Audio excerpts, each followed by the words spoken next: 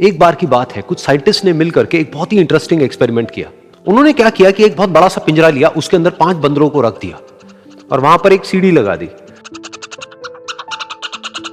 उस सीढ़ी के टॉप पर कुछ केले रख दिए। फिर उन साइंटिस्ट ने क्या किया कि जैसे ही कोई भी बंदर उस सीढ़ी पर चढ़ता केलों तक पहुंचने के लिए, तो ऊपर से ठंडे पानी की बारिश करने लग जाते।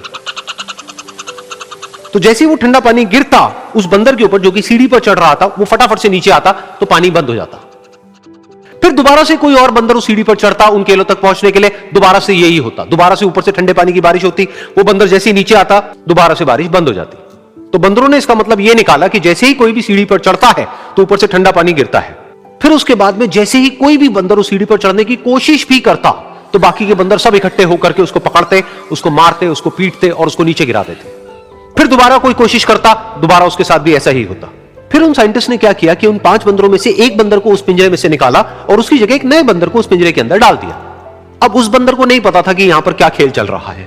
उसको जैसे ही सीढ़ी के ऊपर वो केले नजर आए, वो फटाफट से उस सीढ़ी के ऊपर चढ़ने लगा। अब की बार साइंटिस्ट ने कोई बारिश नहीं करी, लेकिन फिर भी जो बाकी के बंदर थे उन्होंने इसको पकड़ा, सीढ़ी से नीचे उतारा और मारने पीटने लग गए।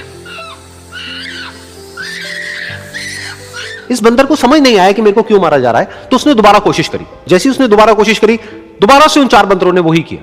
तो अब इस नए बंदर के दिमाग में क्या बैठ गया कि सीढ़ी पर चढ़ना मना है, अगर सीढ़ी पर चढ़ते हैं तो मार पड़ती है। उस सीढ़ी पर चढ़ना क्यों मना है और क्यों मार पड़ती है वो उसको नहीं पता था, बट उसके दिमाग में यह बैठ गया कि इस सीढ़ी पर नहीं चढ़ना है, ना किसी को चढ़ने देना है।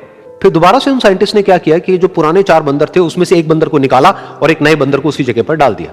अब इस नए बंदर ने भी वही किया जो इससे पहले वाले ने किया था, यानी कि वो भागता हुआ गया, उस सीढ़ी के ऊपर चढ़ने की कोशिश करी, उन केलों तक पहुंचने की कोशिश करी। बाकी 4 इकट्ठे हो गए और उन्होंने उसको मारा पीटा, सीढ़ी से नीचे गिरा दिया। उसको कुछ समझ नहीं आया, उसने दोबारा कोशिश करी, दोबारा उसके साथ यही हुआ। और अब इस बंदर के दिमाग में भी यही बैठ गया कि सीढ़ी पर चढ़ना मना है और सीढ़ी पर चढ़ने से मार पड़ती है।